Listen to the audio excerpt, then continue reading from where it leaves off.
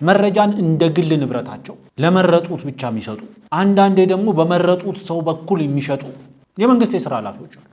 ትችት ጠል መሆናቸው ሲተቹ ቆዳቸው ስስ ነው፣ ያኮርፋሉ፣ ይቆጣሉ። የአንዳንዶቹን ግልምጫ አንዳንዶቹን እርግጫ መቻል ያስፈልጋል መረጃ ለማግኘት ሲባል። ምክንያቱም እነዚህ ኃይሎች ካልተቧደን ካልተሰባሰብን ጠቅላይ ሚኒስትሩና መንግስታቸውን ልንጥል አንችልም። አቶ ታዬ አቁማዳቸውን እንዲያራግፉ አድርገዋቸዋል። ሰላም ጤና ይስጥልን ውድ የብሪጅ ሚዲያ ተከታታዮች እንደምን አላችሁ? ይህ በብሪጅ ሚዲያ እየተዘጋጀ የሚቀርብላችሁ ዕለታዊ የሆነው የብሪጅ ሚዲያ ዳሰሳ ፕሮግራማችን ነው። በዛሬው የብሪጅ ሚዲያ ዳሰሳ ፕሮግራማችን ሶስት ጉዳዮች ላይ መጠነኛ ቆይታ እናደርጋለን። አንደኛው በቅርቡ ባለፉት ቀናት አሜሪካ በኢራን ውስጥ ጥቃት ሰንዝራ ነበረ። ይህ ጥቃት የአሜሪካው ፕሬዚደንት ትራምፕ ቶታሊ ኦብሊትሬትድ ባሉት ደረጃ በኢራን የኒውክሌር ተቋሞች ላይ ሙሉ ለሙሉ ውድመትን አስከትሏል የሚል መረጃ ነው እስከ ቅርብ ሰዓት ድረስ የነበረው መረጃ። አሁን ግን አንድ አስደንጋጭ የሆነ መረጃ ከአሜሪካ ዲፌንስ ኢንተለጀንስ ኤጀንሲ ይፋ ተደርጓል። ይህንን መረጃ እናጋራቸዋለን።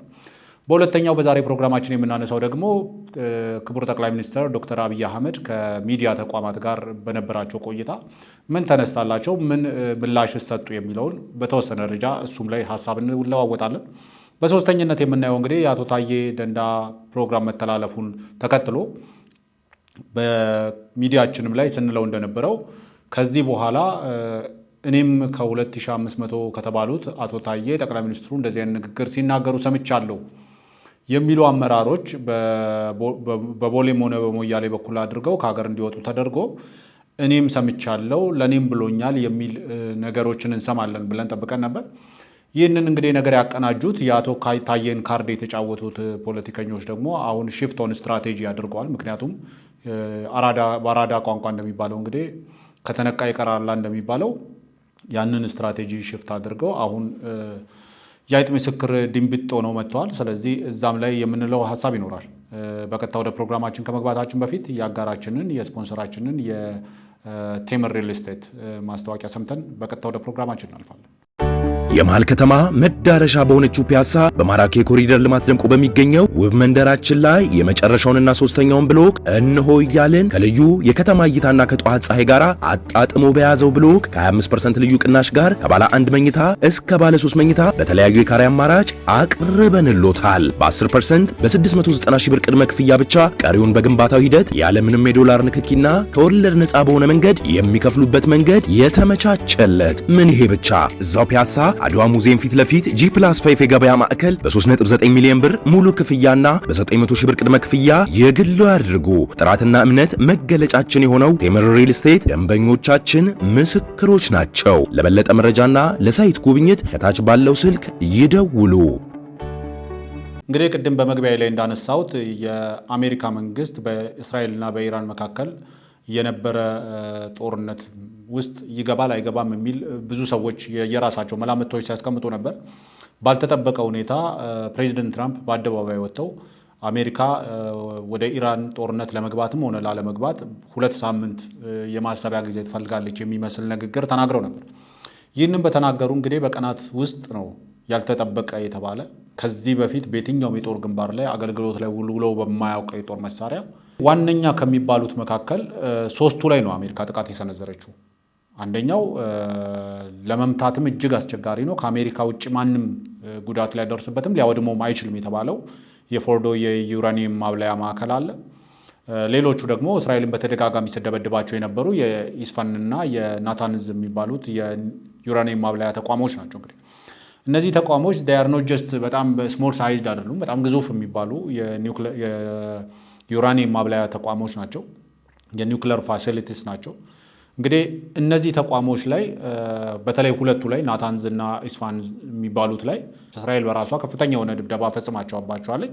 ኦልሞስት በከፍተኛ ደረጃ ውድመት አስተናግዷል ነው የሚባለው። ለምሳሌ አንደኛው ብቻ ከሁለቱ ከኢስፋንዝ እና ከናታንዝ አንደኛው ብቻ ወደ 15000 ሴንትሪፊዩጅስ ያለው የኒውክሌር ማብለያ ወይም ማበጠሪያ ወይም ማንጠሪያ ማለት እንችላለን ተቋም ነው። ይሄንን ተቋም እንግዲህ በተደጋጋሚ ጊዜ እስራኤል ብትደበድበውም አሜሪካ ግን በፕሬዚዳንት ትራምፕ ቀጥታ ትዕዛዝ እነዚህ 3 ተቋማት በተለየ ሁኔታ ማንም ከአሜሪካ ውጭ ሊመታው አይችልም፣ ሊያወድመው አይችልም የተባለውን ፎርዶን በ6 በንከር በስተር ኦር ብሎክ በስተር በሚባለው ወይም ደግሞ GBU በሚባለው የአሜሪካ ሰራሽ ቦምብ እንግዲህ ደብድበውታል። በዛ ሰዓት ላይ ነው እንግዲህ የአሜሪካው ፕሬዚደንት ዶናልድ ትራምፕ በይፋ በዋይት ሃውስ በሰጡት መግለጫ አሜሪካ በወሰደችው ስኬታማ የሆነ ማጥቃት የኢራን የኒውክሌር ፋሲሊቲስ በተለይ ደግሞ ፎርዶ ቶታሊ ኦብሊትሬትድ ሆኗል፣ ቶታሊ ወድሟል የሚል ንግግር ተናግረው ነበር። ከተወሰኑ ሰዓታት በፊት የነበረው መረጃ ይሄ ነው። እንግዲህ አሜሪካ ተጠቀመችው በተባለው ጦር መሳሪያ መሰረት ፕሬዚደንቱ ያሉትን ቃል አብዛኛው ሰው ተስማምቶበት ነበር እስከ ተወሰነ ሰዓታት በፊት ማለት ነው። አሁን ግን የአሜሪካ መንግስት የአሜሪካ መከላከያ ዲፌንስ ኢንተለጀንስ ኤጀንሲ የሚባለው ተቋም ለአንድ የሚዲያ ተቋም አሳልፎ በሰጠው መረጃ መሰረት የተባለው ተቋም እምብዛም ጉዳት አልደረሰበትም። የፎርዶ ሜን የሚባለው ፓርቱ ጉዳት አልደረሰበትም። ጀስት አፐር ፓርቱ ላይ ብቻ ነው ጉዳት ያደረስነው። አፐር ፓርቱ ላይ ደግሞ የደረሰው ጉዳት ማይነር የሆነ ኤሌክትሪካል የሆኑ ነገሮች ላይ ነው ጉዳት ያደረስነው። ስለዚህ ኢራንን ሜቢ ቢበዛ ለ1 ለ2 ወር ያዘገያት እንደሆነ እንጂ ወደኋላ ብዙ የሚመለሳት ጥቃት አይደለም የሚል ንግግር ነው የተናገሩት። ይህ መረጃ ነው እንግዲህ የወጣው በፕሬዝደንቱ ሙሉ ለሙሉ ወድመዋል የተባለው ፎርዶ አሁን በዩኤስ ዲፌንስ ኢንተለጀንስ ኤጀንሲ መረጃ መሰረት ደግሞ ማይነር የሆነ ጉዳት ነው የደረሰበት። ይህ ለብዙ ሰዎች አስደንጋጭ ነው እውነቱን ለመናገር። ምክንያቱም ይህንን ተቋም ማውደም የሚችል ጦር መሳሪያ አላት ከተባለ አሜሪካ ነበራት፣ ብቸኛ ነች። በብሎክ በስተርንም ወይም ደግሞ ወይ በንከር በስተር የሚባለውን ተተኳሽ ያላት አሜሪካ ብቻ ነች። እንዴት ነው የሚሰራው ከተባለ ለምሳሌ ወደ ታች እስከ 60 ሜትር ድረስ ጠልቆ ገብቶ ነው የሚፈነዳው። እንግዲህ ከመሬት በታች 60 ሜትር ቆፍሮ ገብቶ መፈንዳት የሚችል መሳሪያ ነው የተጠቀመችው። አብዛኞቹ መረጃዎች ያሉት ከ100 ሜትር ያላነሰ ጥልቀት ውስጥ ነው እንትኑ የሚገኘው ተብሎ ነው የታሰበው። የፎርዶ የዩራኒየም ማብለያ ተቋሙ ከመሬት በታች ማክሲመም እስከ 100 ሜትር ድረስ ጥልቀት፣ ብዙ መረጃዎች ላይም 80-90 ሜትር ድረስ እንደሆነ ነው የሚናገሩት፣ ግን እስከ 100 ተብሎ ነበር የተቀመጠው።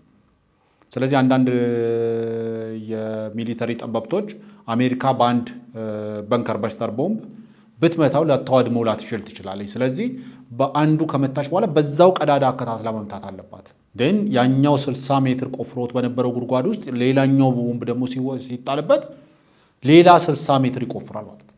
ስለዚህ ወደ 120 ሜትር ድረስ ወርዶ መፈንዳት ይችላል ማለት ነው። ግን ፕሬዚደንት ትራምፕ ያደረጉትም እሱ ነው።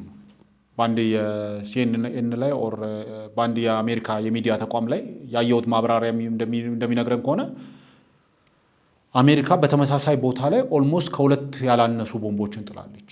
እንግዲህ ይሄ ቦምብ አንዱ ቦምብ ብቻውን 13000 ኪሎ ግራም የሚመዝን ቦምብ ነው። ከዚህ ውስጥ ኦልሞስት ወደ 3000 ኪሎ ግራሙ ፈንጂ ነው። ይሄ ፈንጂ የሚፈነዳው 60 ሜትሩን ከጨረሰ በኋላ ቆፍሮ ከጨረሰ በኋላ ነው የሚፈነዳው። ደን ሌላ ቦምብ መጥቶ ደግሞ ተመሳሳይ ቦታ ላይ ሲመታ ሌላ 60 ሜትር ቆፍሮ ነው የሚፈነዳው። ደን 120 ሜትር ወደ ታች ገብቶ ማለት ነው። አሜሪካ የወሰደችው ጥቃት እንደዛ ነው። ይህንን ቦምብ ይዞ ለመንቀሳቀስ የሚችለው ብቸኛው የጦር መሳሪያ የጦር ቴክኖሎጂ ያላትም አሜሪካ ነች። ቢቱ የሚባለው ስቲልዝ የሆነ ጀት ማለት ነው። ስቲልዝ ማለት በሶፊስቲኬትድ በሆነ ዲፌንስ ቴክኖሎጂ ኢንተርሰፕትም ወይም ደግሞ በራዳር ሲስተሞች ውስጥ ለመታየት እጅግ የረቀቀ ቴክኖሎጂ ነው። ብዙ ዓለም ላይ ያሉ ብዙ የራዳር ቴክኖሎጂዎች ይህንን ጀት ወይም ደግሞ ይህንን ቢቱ የሚባለውን የአሜሪካን ስቲልዝ ጀት አይደንቲፋይ ለማድረግ ራዳር ሲስተማቸው ላይ አይደንቲፋይ ለማድረግ በጣም ይቸገራሉ። እንግዲህ አሜሪካ አለኝ የምትለው ፕሮዳክሽን ኮስቱ ብቻ ኦልሞስት ወደ 2.5 ቢሊዮን ዩኤስዲ ያስወጣል የሚባለውን ቢቱ ጀት ተጠቅማ በዓለም ላይ ማንም የለውም የሚባለውን በንከር በስተር ኦር ብሎክ በስተር የሚባለውን ወደ 13000 ኪሎ ግራም የሚመዝን ቦምብ ተጠቅማ በአንድ ቦምብ አይደለም በአንድ ቦምብ በቀደደው ቀዳዳ ሌላ ቦምብም ጭምር መታበት። ፕሬዝዳንቱ በአደባባይ ወጥተው ቶታሊ ኦብሊትሬትድ ሆኗል፣ ቶታሊ ዲስትሮይድ ሆኗል there is no more ፎርዶ የሚባል ነገር የለም። አሁን ከዚህ በኋላ በቃ ስለ ሰላም ነው ማውራት ያለው። ምክንያቱም the mission is የኢራንን የኒውክሌር ኬፓቢሊቲ ማውደም ነው ሚሽናችን የነበረው። then እስራኤልን በወሰደችው አሜሪካን በመጨረሻ ላይ በወሰደችው ጥቃት ይሄ ሚሽን ተሳክቷል። በቃ ከዚህ በኋላ የምንዋጋበት ምክንያት የለንም። አሁን ወንበር ስበን የምንቀመጥበት ጊዜ ነው። ኢራን ለሰላማዊ መንገድ የምትፈልገው የኒውክሌር ኢነርጂ ካለ ሜተድ ተፈጥሮለት ያንን ሰላማዊ ለሆነ መንገድ የምትፈልገውን ኒውክሌር ኢነርጂ የምታገኝበት መንገድ ማመቻቸት ይቻላል። ከዚህ በኋላ ግን ኢራን ወደ ኋላ ተመልሳ የኒውክሌር ጦር መሳሪያ ባለቤት የመሆን አቅሟን አዳክመነዋል፣ አውድመነዋል ነበር የተባለው። በዚህ መሃል ነው እንግዲህ የአሜሪካ መከላከያ ሰራዊት የዲፌንስ ኢንተለጀንስ ኤጀንሲ መረጃ የመጣው። መረጃው የሚለው ምንድን ነው? ምን ተነካ? ምኑ ተነካና? በጣም ሰክሰስፉል ነው እንኳን ካልን የሁለት ወር በላይ አናዘግያት። ምክንያቱም በወሰድነው እርምጃ ጉዳት የደረሰበት ፎርዶ ላይ የደረሰው ጉዳት ማይነር ነው።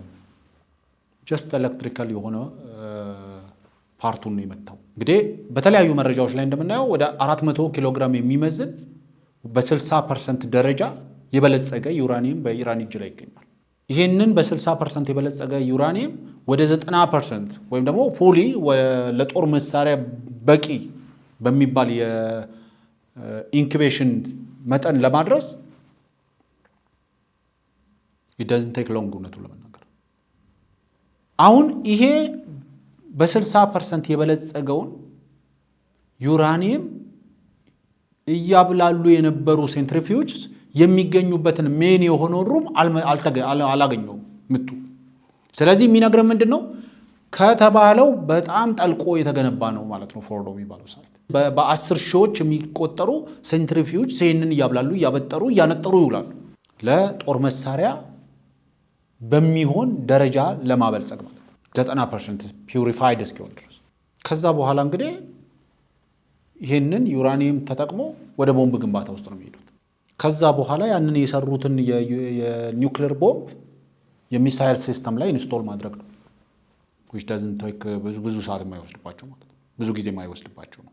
እንግዲህ ፕሬዚደንት ትራምፕ በሁለቱ ሀገራት መካከል የተኩስ ማቆም ስምምነት እንዲደረስ ተስማምተናል ካሉ በኋላ በሁለቱ ሀገራት የተኩስ ማቆም ስምምነቱን የመጣስ ሁኔታዎች ተከስተዋል። ፕሬዚደንት ትራምፕም ወጥተው ሁለቱንም ሀገራት ወቅሰዋል። እንግዲህ አሁን ጥያቄው ፕሬዚዳንቱ ሙሉ ለሙሉ ሚሽን አኮምፕሊሽድ ብለው ኢራን የነበራትን የኒውክሌር ፋሲሊቲ አሽመድምደናል ብለው አውድመናል ብለው ከዚህ በኋላ ስለ ሰላም ነው ማውራት የሚጠበቅብን፣ መነጋገር ያለብን ስለ ሰላም ነው፣ መወያየት ያለብን ስለ ሰላም ነው፣ ሰላማዊ ለሆነ አገልግሎት የምትጠቀሚው የኒውክሌር ኢነርጂ ካለ ደግሞ እሱን እንዴት ማስቀጠል እንደሚቻል መነጋገር ይቻላል የሚል ነገር ይዘው የመጡበት ደረጃ አሁን በዛ ደረጃ ላይ ናቸው ወይ? ፕሬዚደንቱ ነው በዛው ደረጃ ኮሚትድ ናቸው ወይ የተኩስ አቁሙን ለማስቀጠል የሚል?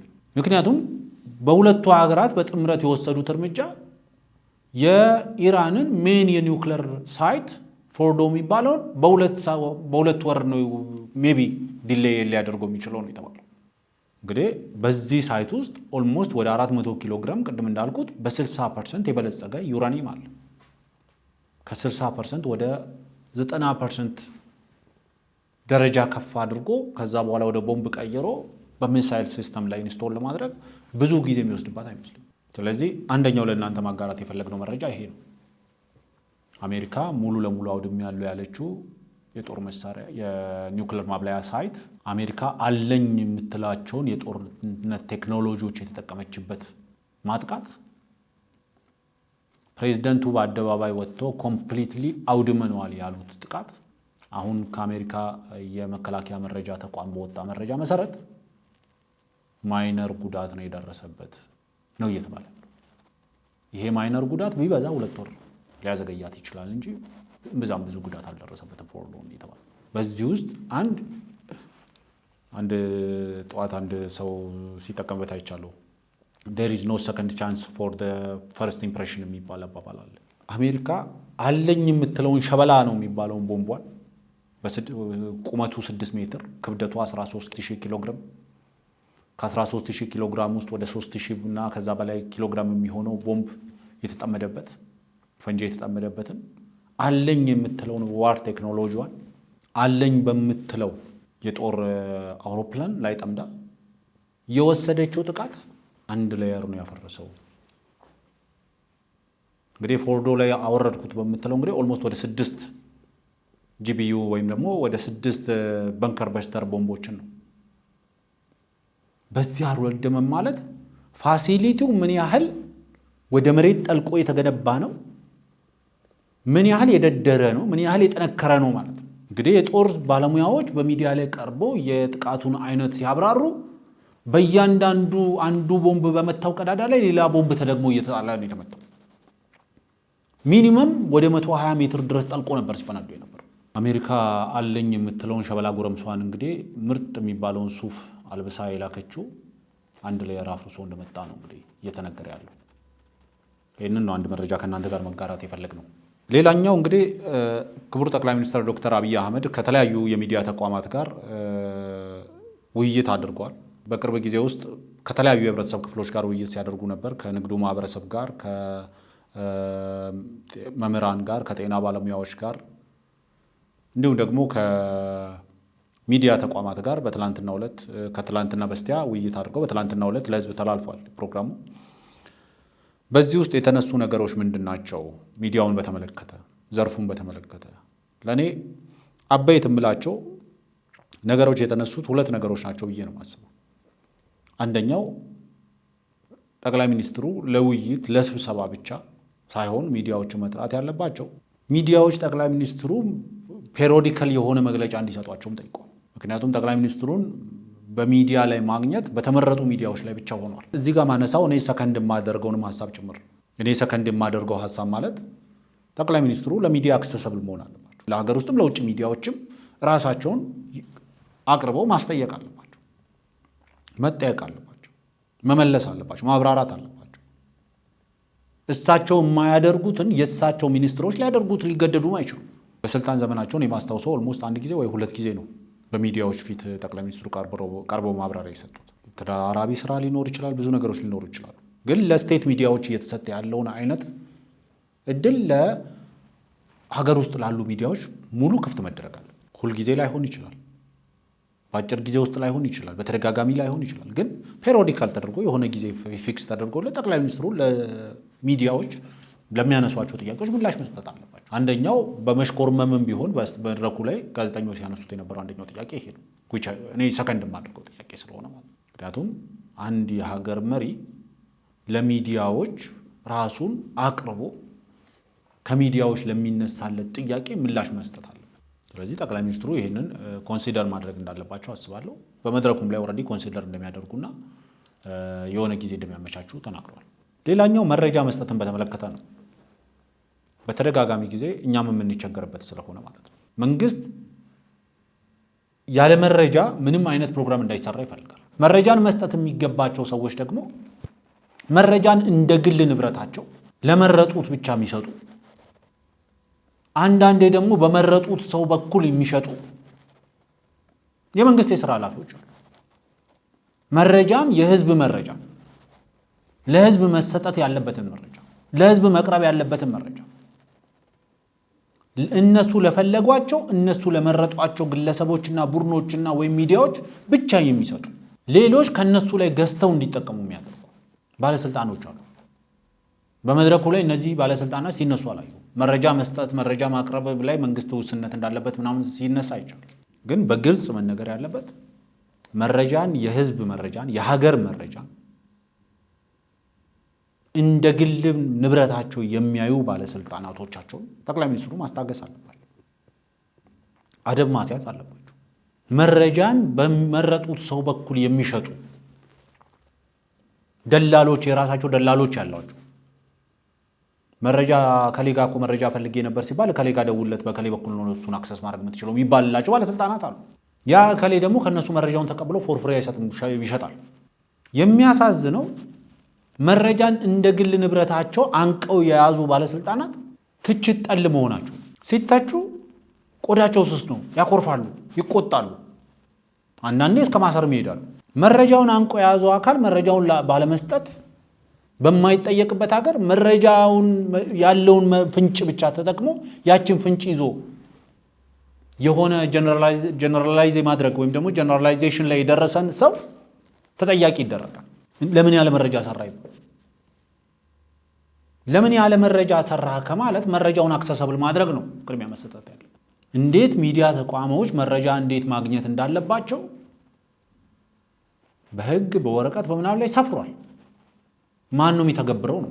አንድ መረጃ ለማግኘት እኮ ደብዳቤ ተጽፎ ያንን ደብዳቤ ወደ ሆነ ቦታ ተመርቶ እዛ ታይቶ ከዛ መረጃው ሬሌቫንሱን ሁሉ ያጣል። በዚህ መሃል ከዛ መረጃው ሲመጣ እኔ እኮ አልፈልጉም ትቼዋለሁ ብለን ምን መልሰው መረጃ አለ። ለኔ ለዚህ መፍትሄው ህጋዊ ላይሰንስ አውጥተው በሚዲያ ስራ ላይ የተሰማሩ ተቋማት አክሰስ የሚያደርጉት የመረጃ ቋት መዘጋጀት አለ። ሚዲያዎች ከዛም መረጃ ይወስዳሉ። እዛ ላይ የሌለ መረጃም ከሆነ ደግሞ ያንኑ ቻናል ተጠቅሞ አክሰስ ያደርጋሉ ወይም ደግሞ ይጠይቃሉ። ይሄ የጋራ የሆነ ኢንፍራስትራክቸር ተገንብቶ ሚዲያዎች እዛ አካባቢ የሚሰባሰቡበት ህንፃ ቢገነባ ምናምን እሱ ላይ ወደፊት ይደርሳል። እንደው እስቲ መጀመሪያ የጋራ የመረጃ ቋት ይኑረው ሚዲያው። ከመንግስትም ከፕራይቬት ሴክተሩ መረጃዎች ተሰብስበው አንድ ቋት ላይ ይግቡ። ደን ከዛ ውስጥ መረጃ እየተመዘዘ ሁሉም እንደየራሱ ይተነትናል። አሁን አንድ መረጃ ለማግኘት እዚህ ሀገር ላይ it takes more than 2 ሳምንት እስከ ወር ድረስ ሊፈጅ ይችላል። ዛሬ የተጠየቀ መረጃ ማለት ኃላፊነት የማይሰማቸው ግለሰቦች አውሮፓና አሜሪካ ላይ ተቀምጠው በስፔኩሌሽን እና በተራ መላምት ወይም ግምት ሀገርን እሳት ውስጥ እየማገዱ ያንን ፍሩሽ ማድረግ የሚችል መረጃን ዛሬ የተጠየቀ ተቋም ከዛሬ 2 ወር ወይም ከዛሬ 2 ወር ከ2 ሳምንት ወር ከምናምን በኋላ ነው የሚልከው። እሱም እድለኛ ኮንክ የሚልከው ማለት ኑና ውሰዱ ኑና ሰው ተመድቦላችኋል ኢንተርቪው አድርጉ ይላል። ከዛ በኋላ 2 ወር መረጃውን መጠየቅንም ረስተማል። ተተነዋል እኮ በተደጋጋሚ ጊዜ ነው እንደዛ ያልኩባቸው ተቋሞች አሉ። ጠይቂያቸው በወር ከ2 ወር በላይ አቆይተው ባለፈው የጠየቀው ቃለ መጠይቅ አሁን ሬዲ ነው ናና ቃለ መጠይቅ ማለት ትችላለህ ይላል። ያንን ቃለ መጠይቅ ያኔ የፈለኩበት ዋነኛው ምክንያት በወቅቱ የምናነሳው ጉዳይ ስለነበረ ነው። በወቅቱ አስፈላጊ ስለነበረ ነው። ዛሬ አስፈላጊ ነው ማለት የዛሬ 2 ወር ቢግድ አስፈላጊ ነው ማለት አይደለም። ያመረጀ ምንም አይጠቅም። it's a waste of time እውነቱን ለመናገር waste of time waste of resource ነው። ቢያንስ የተቀላጠፈ መረጃ ማግኘት የሚቻልበት። ምክንያቱም አንድ ተቋም ህጋዊ በሚዲያው ዘርፍ ላይ ተሰማርቶ ህጋዊ ስራን እየሰራ እስከሆነ ድረስ ለህዝብ ያልተደበቁ ከህዝብ ያልተደበቁ ወይም ደግሞ ስቴት ሴክሬት ያልሆኑ መረጃዎችን ኢዝሊ አክሰስ ማድረግ መቻል አለበት። ላይሰንሱ ያንን ፕሪቪሌጅ የማይሰጠው ከሆነ ምን ይጠቅማል ታዲያ? ስለዚህ የመረጃ ነፃነት እዚህ ሀገር ላይ መኖር አለበት። ቢያንስ የመረጃ ቋት ሊኖር ይገባል። at one phone distance ያሉ ሰዎችን አክሰስ ማድረግ የሚያስችል ፕሪቪሌጅ መስጠት አለበት። ማለት በቃ ደውለህ ምደውለው ከዚህ ሚዲያ ነው፣ ዩዘር ኔም ይሄ ነው፣ ፓስወርድ ይሄ ነው፣ እንደዚህ አይነት መረጃ ፈልጌ ነው ሲባል ላይሰንስድ ስለሆንኩ ብቻ ወሩና 2 ወር መጠበቅበት ምንም ምክንያት የለም። የዛኑ ቀን መረጃው ሊሰጠኝ ግዴታው ዳስ ኢዝ ጋርደን ቢዝነስ። እውነቱን ለመናገር እዛ ቦታ ላይ የተቀመጠበት የሚጠየቀው ሰው ለመጠየቅ ነው እዛ ቦታ ጋር የተቀመጠው። የህዝብ ግንኙነት የውጭ ግንኙነት የምናምን ተብሎ የተቀመጡ ሰዎች እንደዚህ አይነት ሲስተም መፍጠር ያስፈልጋል። ሌላው ጠቅላይ ሚኒስትሩ ለምሳሌ በመድረኩ ላይ አንድ የተናገሩት ንግግር አለ። ቃሉ ጥሩ ስለሆነ ልጠቀምበት። ለምሳሌ የምንጠላው ነገር ላይ አተኩረን የምንሰራ ሳይሆን የምንወደው ነገርን ለማዳን የምንሰራ መሆን አለበት ብለዋል። ጥሩ ነው እውነቱን ለመናገር። አንዳንዴ ግን የምንወደውን ነገር ለማዳን የምንጠላው ነገር ላይ ትኩረት እናደርጋለን። ለምሳሌ ሌብነት ሀገርና ህዝብን እያስቸገረ ነው ስንል ሌብነትን እንጠላለን፣ ሌብነትን እንጸየፋለን። ሌብነት ህዝባችንን እያደቀቀ ነው። የምንጠላው ነገር ላይ ትኩረት የምናደርገው የምንወደውን ነገር ለማዳንም ጭምር ነው። ዝርፊያ ሀገርና መንግስታችሁን እየበላ ነው።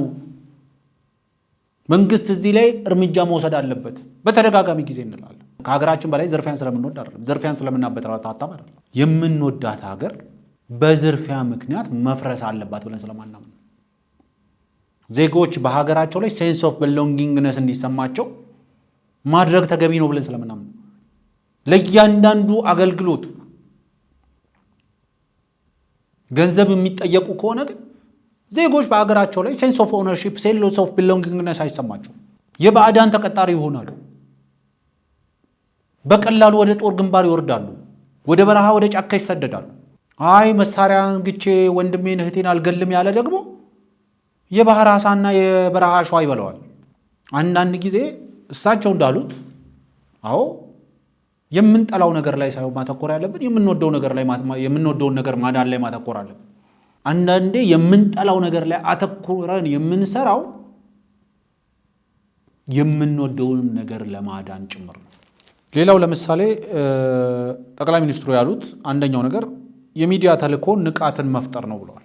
በተቻለ መጠን እኔ ፐርሰናሊ ብትጠየቅ እኔ የምሰራው ስራ ብዬ ማስበው ለተመልካቾቼ ለአድማጮቼ ፓላተብል በሆነ ደረጃ መረጃን በእነሱ መጥብኜ አብራርቼ ለማቅረብ ማሞከር። ብዙ የሚገድቡን ነገሮች አሉ። ቅድም ያነሳሁት መረጃ ለምሳሌ ኢዝሊ አክሰሰብል አይደለም። እዚህ ሀገር ላይ ደጅ መጥናት ያስፈልጋል። መረጃ ለማግኘት መለማመጥ ያስፈልጋል። የአንዳንዶቹን ግልምጫ አንዳንዶቹን እርግጫ መቻል ያስፈልጋል። መረጃ ለማግኘት ሲባል ግን ያንን መረጃ ሮ የሆኑን መረጃ አምጥተን ህዝብ ፊት አንዘረግፍ፣ የተወሰነን ከረክምለታለን። አንዳንዴ ደግሞ ሞቲቭን ምናምኑን ኢንቱ ኮንሲደሬሽን እያስገባ በተወሰነ ደረጃ የማላላት ስራ እንሰራለን። ንቃት መፍጠር ነው የሚዲያ ተልእኮ ከተባለ ንቃት ለመፍጠር ደግሞ አንደኛው ውስንነቱ የመረጃ እጥረት ነው። መረጃ በቀላሉ ማግኘት አለመቻል ነው። አንዳንዱ የህብረተሰቡ መንቃት በራሱ አደጋ አድርጎ የሚመለከት አካል አለ። እንደነዚህ አይነት አካሎች ናቸው ለምሳሌ መረጃን አንቀው እንደ ግል ፕሮፐርቲያቸው የሚጠቀሙ። አንዳንዴ ስንላቸው ትክክል የሆኑ ነገሮች አሉ። መሬት ላይ ወርደን ስናያቸውስ አዎ የሚዲያ ተልእኮ ንቃትን መፍጠር ነው፣ እሱ ትክክል ነው። የህዝብ ንቃትን ለመፍጠር ደግሞ መረጃ መሰረታዊ ነገር ነው። ሜን ኢንግሪዲየንቱ እሱ። ሚዲያ ኦልሬዲ መንግስት በቀጥታ እጁ ላይ ያለው መረጃ ዳይሬክትሊ ወደ ህዝብ ማፍሰስ የለበትም። ሚዲያዎች የፊልትሬሽንም ስራ መስራት አለባቸው፣ የማስታረቅ ስራ መስራት አለባቸው፣ የማቃናት ስራ መስራት አለባቸው፣ አዳልትሬት የማድረግ ስራ መስራት አለባቸው። አንዳንዶቹ በጣም ሴንሲቲቭ ይሆናሉ እንደወረዱ ለማቅረብ። የሚዲያ ስራ እሱ እውነቱ ለመናገር ጠቅላይ ሚኒስትሩ ለምሳሌ መረጃ መስጠትን በተመለከተ ሁሉም የሚኒስትር ተቋማት ሚኒስትሮችም የመንግስት ከፍተኛ ባለስልጣናት ሳይቀሩ በሶሻል ሚዲያ አካውንታቸው መረጃ ይሰጣሉ ብለዋል። ያንን መረጃ በሶሻል ሚዲያ ላይ ከመልቀቅ በሚዲያዎች በኩል ለምን ይዞ መምጣት አይቻልም? ፔሪዮዲካል በሆነ መንገድ ከሚዲያዎች ጋር ፊት ለፊት ተቀምጦ መነጋገር ለምን አይቻልም? ዋን ዌይ መሆን ስለሌለበት ማለት ነው። ስለዚህ እኔ የማምነው ሚዲያዎች አት ሰም ፖይንት ፊልተርም ጭምር ናቸው። የተጋነነም ነገር ካለ ከልክ በላይ የተለጠጠም ነገር ካለ መከርከም፣ በመረጃና በማስረጃ አድርጎ ለመከርከም መሞከር፣ ከልክ በታች አንደርማይንም የተደረገ ነገር ካለ ደግሞ በሚገባው ልክ ፕሮሞት ማድረግ። ስለዚህ አንዳንድ እውነቶች አሉ ሚስ ሪፕሬዘንት የሚደረጉ ሚስ አንደርስታንድ የሚደረጉ ሚስሌድ የሚያደርጉም ጭምር። እነዚህን የማቃናትና ለህዝቡ በሚገባ ልክና በሚገባው ልክ ለህዝቡ ማቅረብ፣ ሰፍሮ ማቅረብ። ሽንኩርቱ ብቻ ሊመጣ ይችላል። መንግስት ጋር ያለው ሽንኩርቱ፣ ቲማቲሙ ሁሉም ራሱን ችሎ ሊሆን ይችላል። ሚዲያዎች እነዚህን አዋህዶ ሊበላ የሚችል ነገር ይዞ መቅረብ ስራቸው። ሊበላ የሚችል ነገር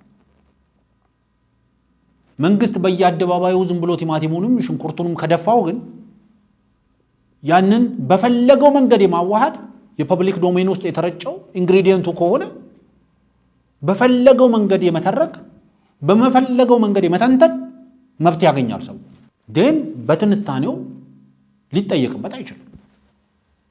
ምክንያቱም የተሰጠውን ቲማቲም፣ የተሰጠው እንቁላል፣ የተሰጠው ሽንኩርት ከሆነ ያንን በፈለገው መጠን በፈለገው ደረጃ ነው የሚያቀላቅለው። ያልሰጣችሁትን አይደለም እንትን ያደረገው። ግን አትሊስት በሚዲያ በኩል ሲሆን ምንድነው ሚዲያ ለህዝቡ ፓላተብል በሆነ ደረጃ ሊበላ በሚችል ደረጃ አጣፍጦ ሊሰማ በሚችል ደረጃ ሜሎዲ ሰጥቶ ያቀርበዋል። ይሄ ከግምት ውስጥ መግባት አለበት። ስለዚህ የግድ መረጃ ሮ የሆነ መረጃ ያልተብራራና ያልተብላላ መረጃ ዳይሬክትሊ ወደ ህዝቡ ከመድፋት ያንን መረጃ ተጠቅመው ሮ የሆነውን መረጃ ተጠቅመው የየራሳቸውን አናላይሲስ እንዲሰሩ ማድረግ የየራሳቸውን ትንታኔ እንዲሰሩ ማድረግ ያንን ሮ የሆነውን መረጃ መሬት ላይ ካለ እውነታ ጋር የማስታረቅ ስራ እንዲሰሩ ማድረግ የሚከረከሙን እንዲከረከሙ ማድረግ አንዳንድ መረጃዎች አሉ በወረቀት ላይ የነገሱ መሬት ላይ ሲወረዱ ደግሞ የኮሰሱ ስለዚህ የወረቀቱን ላይ የነገሱትንም ከረከሙ ማውረድ ይፈልጋል አንዳንዴ ደግሞ ወረቀቱ ላይ ኮሰሰው መሬት ላይ ደግሞ የነገሱ እውነቶች አሉ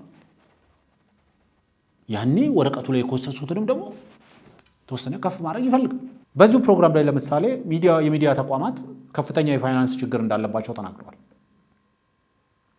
አዎ ብዙ ሚዲያዎች የፋይናንስ ችግር አለባቸው የፋይናንስ ችግራቸውን ለመፍታት ሲሉ አንዳንዴ የሌላ አካል የፕሮፓጋንዳ ማሽን የሚሆኑ ሚዲያዎች አሉ የሆኑም አሉ እውነቱ ለመናገር አንዳንዱ በባለ ሀብት ኪስ ውስጥ ሚዲያን ይከተታል አንዳንዱ በባለስልጣን ኪስ ውስጥ ይከተታል ለሚዲያው ደን የቀለብ ሰፋሪዎቻቸውን ቃል ነው የሚናገሩት ሚዲያዎቹ ስለዚህ ሚዲያዎቹ ኢዝሊ ማኒፑሌት እንዲደረጉ ኢዝሊ ኤክስፕሎይት እንዲደረጉ በባለ ሀብቱም በባለስልጣኑ ኢል ሞቲቭ ባለው አክቲቪስት ሞር ኤኒዋን ማኒፑሌት እንዲደረጉ ላክ ኦፍ ፋይናንስ ስላለብን ነው የሚል አይነት ምክንያት አለ አንዳንድ ቦታ ላይ ደን ጠቅላይ ሚኒስትሩ ለዚህ ጥያቄ የሰጡት ምላሽ ምንድነው ኮንቴንት ቤዝድ የሆነ ሴሌክቲቭ ፋይናንሲንግ ሜተድን እስቲ ለማየት እንሞክራለን ብለዋል ኮንቴንት ቤዝድ የሆነ ሲባል yes of course ፋይናንሲንግ ሜተድ ሊፈልግ ይችላል መደገፍ የሚያስፈልግባቸው መንገዶች ሊኖሩ ይችላሉ አንዳንድ ነገሮች ላይ ሜቢ ማገዝ ሊያስፈልግ ይችላል እቃዎችን በሚገዙበት ሰዓት ላይ ከታክሴሽን ሲስተሙ ጋር በተወሰነ ደረጃ ማገዝ የሚቻሉ ነገሮች ሊኖሩ ይችላሉ ግን ሴሌክቲቭ ኮንቴንት ቤዝድ በሆነ መንገድ ሴሌክቲቭ የሆነ ፋይናንሲንግ ሜተድን ለመጠቀም መሞከር ደግሞ በአንድ በኩል ደግሞ ስጋትም ይፈጥራል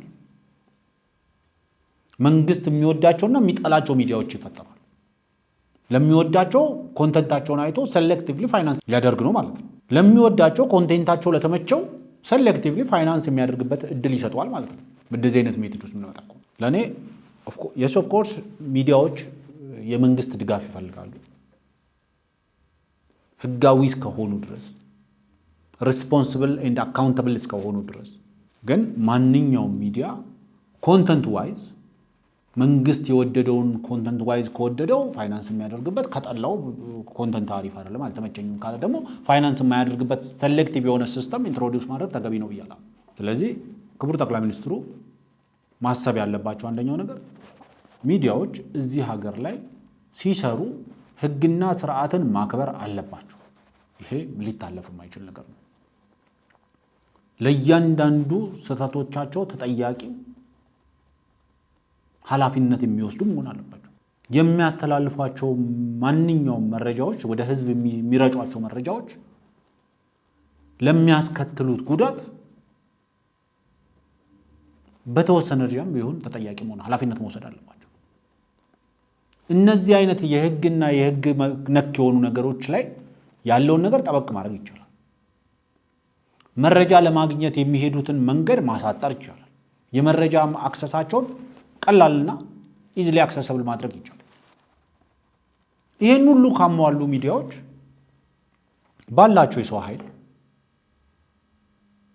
መሰረት ተደርጎ በተወሰነ ደረጃ የፋይናንስ ድጋፍ ማድረግ ይቻላል ግን ሴሌክቲቭ ኤንድ ኮንተንት ቤዝድ ግን መሆን አለበት ብያለሁ ዋናው መሰረታዊው ነገር ግን ቢያንስ የሚዲያ ተቋማትና ጠቅላይ ሚኒስትሩ ፊት ለፊት ተገናኝቶ መነጋገር መቻላቸው በራሱ የሚበረታታ ነገር ነው ይበልም ይቀጥልም የሚባል ነገር ነው ወደፊት መታየት መቀጠል አለበት አንዳንድ የተቋማት በተቋም ደረጃ ያላቸው ጥያቄዎች ያለባቸው ችግሮች በየዘርፉ ካሉ የመንግስት የሥራ ኃላፊዎች ጋር እየተነጋገሩ የሚፈቱበት ሜተድ መፈጠር አለበት ይሄ የሚበረታታ ነገር ነው ግን ዋነኛው ደግሞ በሚዲያዎችና በሀገሪቱ ከፍተኛ የመንግስት ባለስልጣናት መካከል ያለው ኢንተራክሽን ቤዝድ የሆነ በሁለቱም አካላት ንግግር ወይ ምልልስ የሚካሄዱ ቃለ መጠይቆች ግን በሰፊው መሰራት አለባቸው በተለይ ደግሞ ጠቅላይ ሚኒስትሩ በሚዲያ ጠቅላይ ሚኒስትሩ በጋዜጠኞች ፊት ቀርበው መጠየቅ አለባቸው ማብራራት ያለባቸው ነገር ማብራራት አለባቸው በህዝብ ተወካዮች ምክር ቤት ለምሳሌ ቋሚ በሆነ ስኬጁል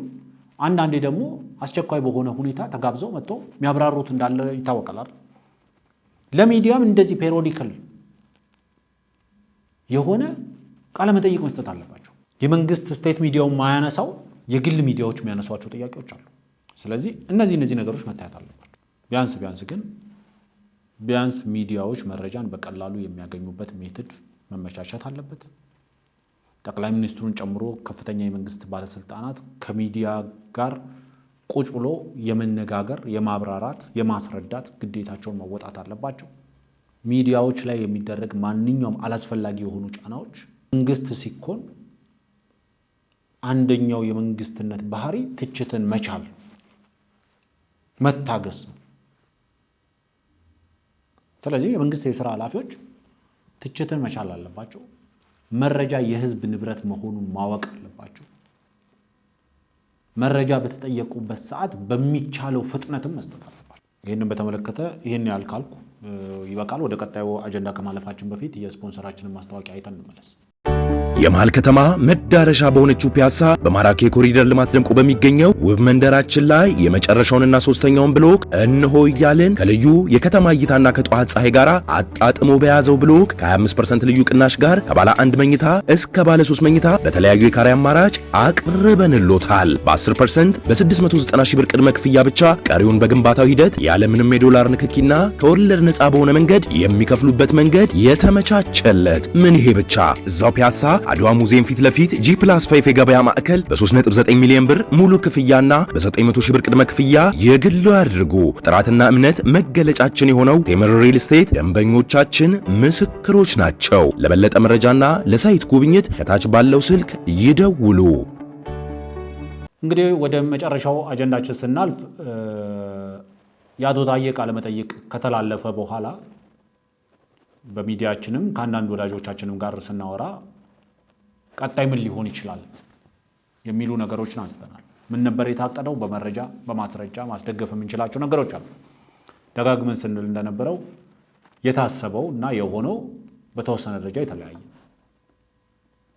ይህንን ስንል እኔ ብጠየቅ ይህንን ስል ከተራ መላምት ተነስቼ አይደለም። ይሄን ሰፖርት የማደርግበት ማስረጃ ስላለኝ አቶ ታዬን መንግስት ከማሰሩ በፊት አቶ ታዬ ይሄንን ቃለ መጠይቅ ለተለያዩ ሚዲያዎች እንዲሰጡ የተደረገበት ሞቲቭ ሌላ ጉዳዩ ከሚመለከታቸው የመንግስት የሥራ ኃላፊዎችም ጋር ቁጭ ብዬ አውርቼበታለሁ፣ ተከራክሬበታለሁ። አንደኛው መጥራት ያለበት ነገር እኔ ከአቶ ታዬ ጋር ካለኝ ወዳጅነትና ካለኝ ጠላትነት ጋር ምንም የሚያገናኘው ነገር የለም። አቶ ታዬ መታሰር የለባቸው መጠየቅ የለባቸውም ማለት በሚችልበት ጊዜ ብያለሁ።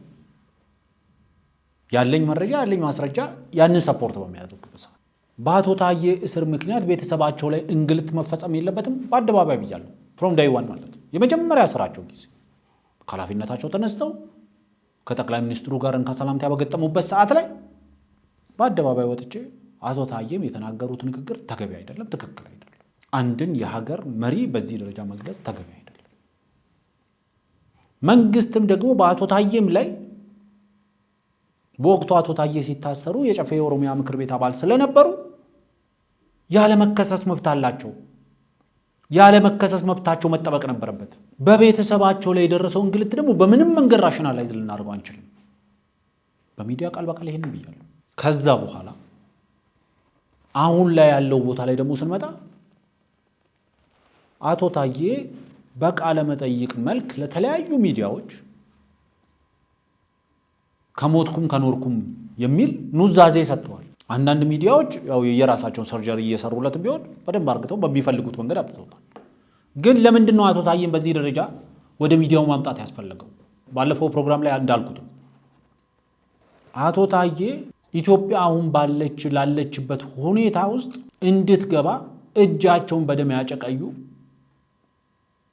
ኃይሎች እየዞሩ እጅ ማስታጠብ ስራ እንዲሰሩ ነው የተደረጉት። የሻቢያን እጅ ማስታጠብ ስራ፣ የሻቢያ ህወሓትን እጅ ማስታጠብ ስራ፣ የአማራ ፋኖችን እጅ ማስታጠብ ስራ፣ የኦሮሞ ነጻነት ሰራዊት ብሎ ራሱን የሚጠራውን ኃይል እጅ ማስታጠብ ስራ። ይሄን ብቻ አይደለም ተልኮ የወሰዱት፣ ያስታጠቡበትን ውሃ ደግሞ ጠቅላይ ሚኒስትሩና መንግስታቸው ላይ የመድፋት ስራ ነው።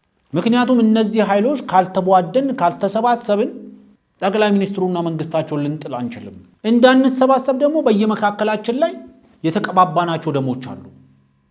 ስለዚህ እነዚህ ደሞች የግድ መታጠብ አለባቸው። በኦላና በፋኖና በሻቢያ ህወሓት በህወሓትና በሻቢያ መካከል ደም መቃባቶች አሉ። እነዚህ ደም መቃባቶችን ማስታጠብ የአቶ ታዬ አንዱ ተልእኮ ነው። ከዛ አቶ ታዬ ያስታጠቡበትን ውሃ የጠቅላይ ሚኒስትሩ መንግስት ላይ እንዲደፉት ማድረግ የተደረገው ይሄ ነው። ይሄንን አርጊውመንት የሚከራከር አካል የለም። ዋናው መሰረታዊ ነገር የጠቅላይ ሚኒስትሩ መንግስት በዛ ደረጃ ማስቀመጥ፣ እነዚህን ከደሙ ንጹህ አድርጎ እጅ ማስታጠብ ስራ ነው የተሰራው። አንደኛው ቻፕተሩ ይሄ ነው። ይሄን ተግባር ሲሰሩ ከዛ በኋላ አቶ ታዬ ፖለቲካ ሬሌቫንስ አላቸው ወይ? ከዚህ በኋላ አቶ ታዬ ከዚህ በኋላ የሚነግሩ ለሶኮልድ እውነት ማለት ነው እውነታችን ሚስጥራችን የሚሉት የሚነግሩት ነገር አለ ወይ? ፖለቲካ ሬሌቫንሳቸው ለኔ አቶ ታዬ አቁማዳቸውን እንዲያራግፉ አድርገዋቸዋል። ለኔ የውሸት አቁማዳቸውን እንዲያራግፉ አድርገዋል። ከዛ በኋላ ጠቅላይ ሚኒስትሩን በዛ ደረጃ ካቆሸሹ በኋላ አቶ ታዬን ከኢኩዌዥኑ ማውጣት ነው ሁለተኛው ፌዝ። ምክንያቱም ቅድም እንዳለው አቶ ታዬን ተጠቅሞ ያደረጉት ነገር አቶ ታዬ ሬሌቫንሳቸውን ጨርሷል። የአገልግሎት ዘመናቸው አብቅቷል። አቶ ታዬን ከኢኩዌዥኑ ሲወጣ አቶ ታዬን ከኢኩዌዥኑ ያወጣው መንግስት ነው። መንግስት በተለይ ደግሞ ጠቅላይ ሚኒስትሩ ይሄንን ለማድረጋቸው ደግሞ ምክንያት አቶ ታዬ ሚስጥር ስለያዙ ነው። ሚስጥራቸው ደግሞ ቀድሞ ለኛ ሰጥተው ነበር፣ ይሄው ብሎ ለማምጣት ነው የታሰበው። ለዛ ነው በባለፈው ፕሮግራም ላይ እንደ ሀጫሉ ታስቦ እንደ ብርቱካን የተጠናቀቀው ያልኩት። ደን አቶ ታዬ ወደ እስር ቤት ገቡ። ወደ እስር ቤት ሲገቡ ያለበትን የህግ ክፍተት መሰረት አድርጌ ተገቢ አይደለም፣ ትክክል አይደለም። ህግና ስርዓት ተጠብቀው መታሰርም የሚገባቸው ከሆነ ህግና ስርዓት ተጠብቀው ወደ እስር ቤት መግባት አለባቸው። ፍርድ ቤቱ የወሰነው ከዚህ በፊት ነፃ ናቸው ተብሎ በተሰናበቱባቸው ወንጀሎች ላይ ራሳቸውን እንዲከላከሉ ነው የወሰነው። ፍርድ ቤቱ ወደ ማረሚያ ቤት ተመልሰው ራሳቸውን ሊከላከሉ የሚል ውሳኔ አልሰጠም። ስለዚህ አቶ ታዬን ወደ እስር ቤት ማስገባት ተገቢ አይደለም ብዬ በአደባባይ ተናግሬያለሁ። ወይ ደግሞ ፍርድ ቤቱ ራሱ ውሳኔውን ሲሰጥ በማረሚያ ቤት ሆነው ነፃ በተባሉበት ወንጀል ራስዎትን ተከላከሉ ሊል ይገባ ነበር። ይሄንን ባላለበት ሁኔታ ማሰሩ ተገቢ አይደለም። ሊሰደዱ ይችላሉ፣ ሊገደሉ ይችላሉ ምናምን የሚል ስጋት እንኳን ካለ፣ ከሀገር ሊሸሹ ይችላሉ የሚል ስጋት እንኳን ካለ መጠበቅ መቆጣጠር ይቻላል። ሀገርና ሕዝብን ይጠብቃል ያልነው መንግስት አንድ ግለሰብን መጠበቅ ያቅተው የሚል ፕሮግራም ሰርተናል። ጥሩ ነገሩ በአሉባልታ በየጎንዮሽ ቁጭ ብለን ያወራነው ነገር አይደለም። የሚዲያ ጥሩ ነገሩ የተቀረጸ የተቀመጠ ነገር። ደን አቶ ታዬ ታሰሩ። ሲታሰሩ እነዚህ ኑዛዜ ይዘው የተቀመጡ የአቶ ታዬ ነፍስ አባቶች እኔንም እንዲህ ብለውኝ ነበር፣ ለኔም እንደዚህ አይነት ቃለ መጠይቅ ሰጥተውኝ ነበር፣ ለኔም እንደዚህ ተባለ። እሺ ምንድነው ያሉት አቶ ታዬ? ይሄን ብለው አመጡ። አይ ይሄ በዚህ ምክንያት ይሄ በዚህ ምክንያት ውሸት ነው። ይሄንን ክራቀምቦና ኮልኮሌያችሁን ወደ ቆሻሻ ቅርጫት ከተቱ፣ አይመለከተንም፣ ውሸት ነው። በእኛ ወንፊት ውስጥ ለማሳለፍ ሲሞከር ምንም there is no substance በወንፊት ውስጥ ማለፍ የሚችል 2500 ሰው በተሰበሰበበት እንደዚህ ተባልኩኝ ያሏቸው ነገሮች ውሸት ናቸው። ምክንያቱም ውሸት ነው የሚሉት እኛ አይደለም አቶ ታዬ ራሳቸው ናቸው ብለን በማስረጃ አቀረብን። ግን ይሄንንም ስናቀርብ ኔክስት ምን ሊሆን ይችላል? ሃይፖቴቲካሊ እኛ በእነሱ ጫማ ብንሆን ምን ሊያደርጉ ይችላል? ምክንያቱም አብዛኞቹ በዚህ የፖለቲካ ቁማር ውስጥ እየተሳተፉ ያሉ አብዛኞቹ ዋን ኦር ቱ ፎን አዌይ ናቸው። ምናቃቸው፣ ምንቀርባቸው፣ እንዴት እንደሚያስቡ፣ እንዴት ካልኩሌት እንደሚያደርጉ ምንረዳቸው ሰዎች ናቸው። ምን እርምጃ ሊወስዱ ይችላሉ? ከዚህ በፊት በነበረው ፓተርን ናቸው። ለዛ ነው ብዙ ጊዜ ዴታ ሲባል የዴታ ሉዓላዊነቱን አንድ ሀገር ጠበቀ ከተባለ ዴታ ትልቅ ቫልዩ አለው። ምክንያቱም ፓተርኑን እንድትሰራ ያደርጋል። ኦኬ ከሌ ማለት እንደዚህ ሲሆን እንደዚህ ያደረገ እንደዚህ ሲሆን እንደዚህ ያደረገ እንደዚህ ሲሆን እንደዚህ ያደረገ ስለዚህ አሁን እንደዚህ ሲሆን ምን ያደርጋል የሚለውን ለመመለስ ወደ ኋላ ሄድን ቼክ እናደርጋለን። ቱ ቢ ሆነስት አም ጉድ ዊዝ ዛት ሊያደርጉ የሚችሉት በቦሌም በሞያሌም በኩል አድርገው እኔም የ2500ዎቹ ተሰብሳቢዎች አካል ነበርኩ የሚሉ ሰዎች ያሾልካሉ። ደን እነዛ ሰዎችን ወደ ሚዲያ ያመጧቸውና አዎ እኛም ነበርን ይላሉ፣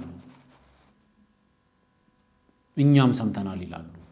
እዚህ ሸዋ ላይ ቆሞ ጎጃም ላይ የሚወቃን እህል ጎጃም ላይ እህል ሲወቃ አየሁኝ እኮ ሲል እዚህ አጠገቡ የተቀመጠው ሰውዬ እኔም እብቁ አይኔ ገባ እንዳለው እብቁ አይኔ ገባ የሚሉ ሰዎች ይኖራሉ።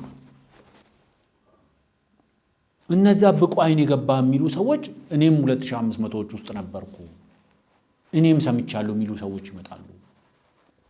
እነዚህ ሰዎች ስለሚመጡ ተጠንቀቁ። በብሪጅም በሌሎች ሚዲያዎችም ላይ ይሄን ሐሳብ ይናገራቸዋል። then they shift ስትራቴጂክ ሽፍት ማድረግ ነበርባቸው እነዚህ ሰዎች። ላይጡ አይጥ ምስክር ያመጣሉ ብለን ስንጠብቅ ላይጧ ድንቢጦች አሁን ምስክር ነው መጥተዋል። የድንቢጦች ምስክር ነው አሁን እያየን የምንመለከተው። በየሚዲያው ላይ እያየን ያለ ነው የድንቢጦች ምስክር ናቸው።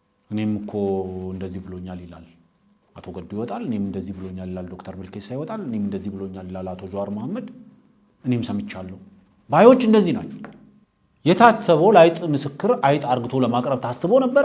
ያ ስለተባነነ ከተነቃ ይቀራል አንድ በሚለው ፕሪንሲፕል መሰረት አሁን የአይጦቹ ምስክር ድንቢጦ ነው። ቅድም እንዳልኩት የጎጃም ጤፍ ሲወቃ እብቁ አይኔ ገባ እንዳለው ሰውዬ ማለት ነው። የጎጃም ጤፍ ሲወቃ ከሸዋ ላይ ቆሜ አየው ካለ እንግዲህ ሰውየው ውሸት ነው፣ ትልቅ ውሸት።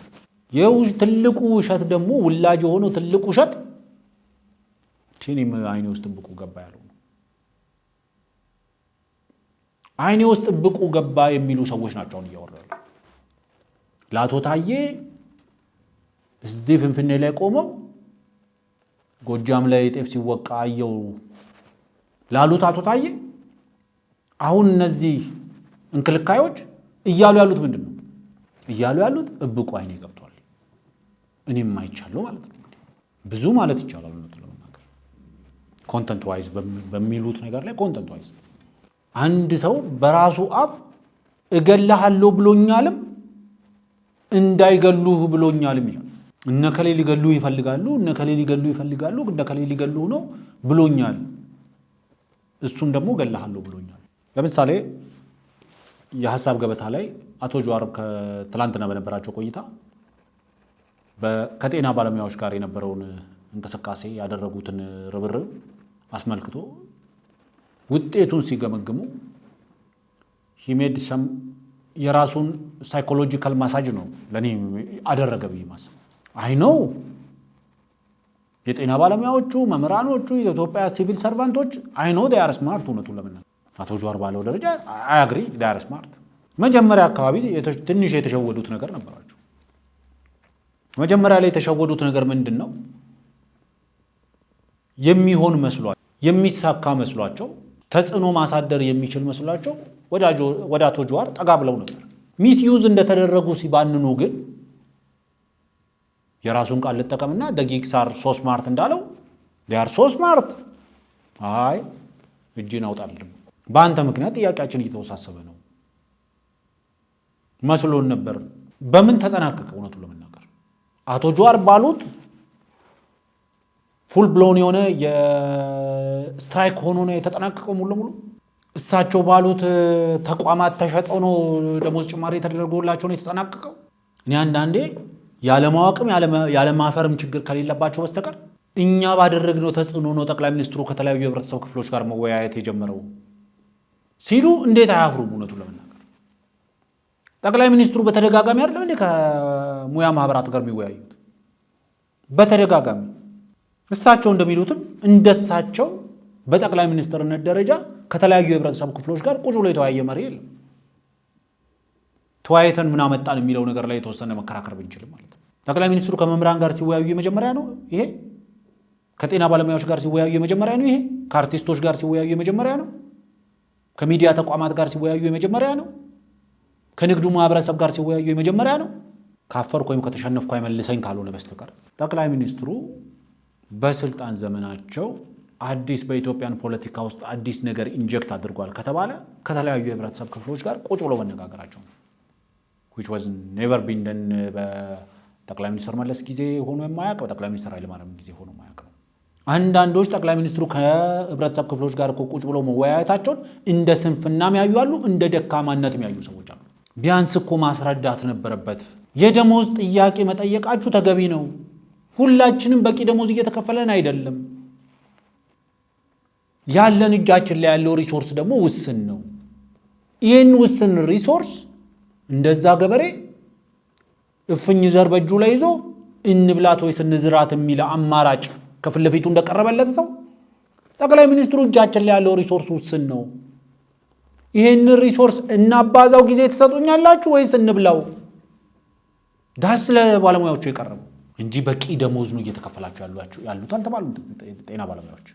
ጤና ባለሙያዎቹም ሆኑ መምህራኖቹም ሌሎች የሲቪል ሰርቫንቶችም የተባሉት የምታነሱት የደሞዝ ጥያቄ ተገቢና ትክክል ነው።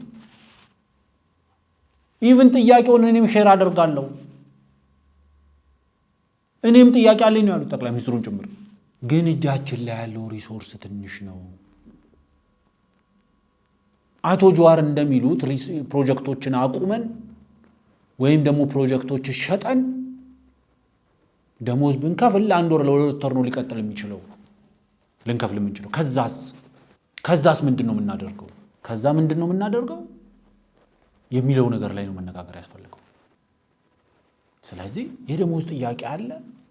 በተለያየ መንገድ ለመፍታት እንሞክራለን። ቅድሚያ ግን የምንሰጠው የሀገርን ኢኮኖሚ ማጽናት ነው፣ የሰላምን ማረጋገጥ ነው፣ ሉዓላዊነታችንን ዲፌንደብል ማድረግ ነው። that's what he did, that's what he said። ስለዚህ ዋናው መሰረታዊ ነገር የጤና ባለሙያዎችም የሌሎች ሲቪል ሰርቫንቶችም እያነሱት ያለው ጥያቄ በተገቢው መንገድ መመለስ አለበት። ተገቢ ጥያቄ ነው። ተገቢው መንገድ ምንድነው? እንደ ሱሰኛ ሰው በየቀኑ ዕቃ እያወጣን እየሸጥን ደሞዝ እንድንከፍል ነው የሚጠበቀው? እሱ ሊሆን አይችልም። we don't have that much ደግሞ አንድ አመትም ሊያስኬድ የሚችል ፕሮጀክቶች የሉም ተሸጠው የአንድ አመት ደሞዝ መክፈል የሚችሉ። ኢዚ ኤንድ ሌዚ የሆነ ደግሞ አንዳንዱ ደግሞ አይ መንግስት ገንዘብ አለው ደሞዝ ቢጨምር ችግር የለውም ይላል። ደሞዝ መጨመር ብዙ ወረቀት ሰዎች ኪስ ውስጥ መክተት ነው። ያ ወረቀት ገበያ ውስጥ ሄዶ የሚገዛው ሸቀጥ በበቂ ሁኔታ ከሌለ እየነደደ ባለ እሳት ላይ ቤንዚን ማርከፍከፍ ነው የሚሆነው። ገበያው እየነደደ እንዳለ እሳት ውሰዱት። በ10% ኢንፍሌት እያደረገ ያለ ዋጋ ባለበት ገበያ ላይ ብዙ ብሮች ሲቪል ሰርቫንቱ ኪስ ውስጥ ቢገቡ they end up within a night or a day or even an hour እነዛ ገንዘቦች በነጋዴ ኪስ ውስጥ ነው የሚያበቁት። በፌስታል ይዘው የሄደውን ገንዘብ አንድ በፌስታል ማትሞላ ሽንኩርት ገዝቶበት ነው የሚመለሰው። this is simple economics። እውነቱ ለመናገር አትሊስት ወደ ሰራተኛው ደሞዝ ውስጥ ወረቀቱን ብዙ ወረቀት መክተት ሳይሆን በገበያ ውስጥ ብዙ ምርት መክተት፣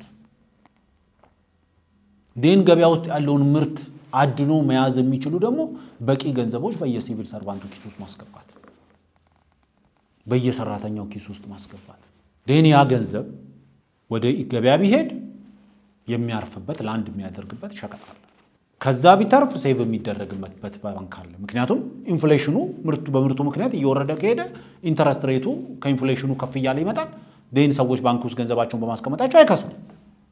ይሄንን ኢኮኖሚክ ባላንስ መስራት ነው የሚያስፈልገው። መጀመሪያ በቂ ሸቀጥ የሌለበት ገበያ ውስጥ የፈለግከውን ያህል ሚሊየንስ ኤንድ ትሪሊየንስ ኤንድ ቢሊየንስ ምናምን የሚባል ሚሊየንስ ቢሊየንስ ኤንድ ትሪሊየንስ ገንዘብ የሰዎች ኪስ ውስጥ ስለከተትክ ቢሊየነር ትሪሊየነር ሆኑ ማለት አይደለም። ፋክቱ እሱ ነው። ይህን መረዳት ያስፈልጋል። ይህን ማወቅ ያስፈልጋል። አትሊስት ከታሰበው የተሻለ የጤና ባለሙያዎቹ አሁን ወደ መደበኛ ስራቸው በአብዛኞቹ ተመልሰዋል። የመምህራንን ኑሮ እንዴት ማሻሻል ይቻላል እየተመከረበት እየተወያዩበት ነው ያለው። እሱም መፍትሄ ያገኛል። ኑሮ እንዴት ማቅለል ይቻላል፣ እንዴት ብዙ ወረቀት ኪሳቸውን ከታለን ብቻ አይደለም። በአንድ ሀሳብ ማነከስም አያስፈልግም። በቃ ጥያቄው የሚመለሰው ወደ ኪሳቸው ብዙ ወረቀት እንዴት እንከታለን በሚል አይደለም። ይሄ አንድ ሀሳብ ነው። ከሀሳብም ደግሞ ብቻውን መቆም የማይችል ሀሳብ። በተለያየ አቅጣጫ የመፍትሄ ሀሳቦች መምጣት አለባቸው። ክሪኤቲቪቲ እዚህ ጋር መምጣት አለበት። ኢንተሌክቹዋሊቲ እዚህ ጋር መምጣት አለበት። አንዳንዱ ጥያቄው እንዲፈታም ይፈልጋል ጄኒውንሊ፣ አንዳንዱ ደግሞ ጥያቄው እንዲወሳሰብና በዚህ ውስብስብ ጥያቄ ተጠልፎ መንግስት እንዲወድቅ ይፈልጋል። በእነዚህ መካከል ነገሮች ተወጥረው ያሉት መንግስት ጥያቄውን ለመፍታት ይሞክራል። ጥያቄውን ለመፍታት የመጀመሪያው ስቴፕ ፎርዋርድ መወያየት ነው እንላለን። መንግስት ለመወያየት አዳራሽ ሲገባ ደግሞ ኖ ግማሹ አትወያዩ፣ ግማሹ ደግሞ መወያየት ጠቅላይ ሚኒስትሩ እነዚህን ሰዎች ሰብስቦ ማነጋገራቸው የደካማነት የሥራ ፈትነት ምልክት ነው። እንዴት የአንድ ሀገር መሪ ከህዝብ ጋር ሲወያይ በምን አይነት ፓራሜትር ተለክቶ የደካማነት በምን አይነት ፓራሜትር ተለክቶ የስንፍና ምልክት እንደሚሆን አይገባኝም። ስራህ ነው መባል ያለበት፣ ግዴታህ ነው መባል ያለበት፣ ደጋግማ አድርገው ነው መባል ያለበት። እኔ ሙያ ማህበራት ምክር ቤት ይኑራቸው ጠቅላይ ሚኒስትሩ እኮ ብያለሁ። ፔሪዮዲካሊ በ2 ወር በ3 ወር አብረው ቁጭ ብለው የሚነጋገሩበት የጤና ባለሙያዎችም የራሳ በማህበራቸው ተወክለው የመምራን ማህበሩን በማህበሩ በኩል ተወክለው የጸጥታ ተቋማትን በማህበራቸው በኩል ተወክለው እነዚህ ሁሉ ተወክለው ጠቅላይ ሚኒስትሩ ፊት ለፊት መሬት ላይ ስላለ እውነታ ከፈረሱ አፍ የሚሰሙበት መድረክ ይመቻች ብያለሁ። ሚኒስትሮቻቸው በሚያቀርቡበት ሪፖርት ብቻ የሀገሪቷ ውስጥ ያለው ነባራዊ ሁኔታ ማወቅም መስማትም የለባቸው። ቁጭ ብሎ በመነጋገር ነው ብዙ ነገሮች መፍትሄ ያገኛሉ ብዬ ማምነው። ሀገራችን ውስጥ ያሉ ጦርነቶችም ቁጭ ብሎ በመነጋገር ነው መፈታት አለባቸው ብዬ ማምነው። ካልሆነ ግን ኢምፖርትድ የሆነ መፍትሄ ነው የሚሆነው። ኢምፖርትድ የሆነ መፍትሄ ደግሞ የትም አያደርስ። ምክንያቱም የተለያየ ችግር ነው ያለበት። በባለፈው እንደምሳሌ አንስቼዋለሁ። ጨው የተሸከመች አህያና ጥጥ የተሸከመች አህያ ክብደታቸውን ለማቅለል ተመሳሳይ መፍትሄ ሊሆን አይችልም።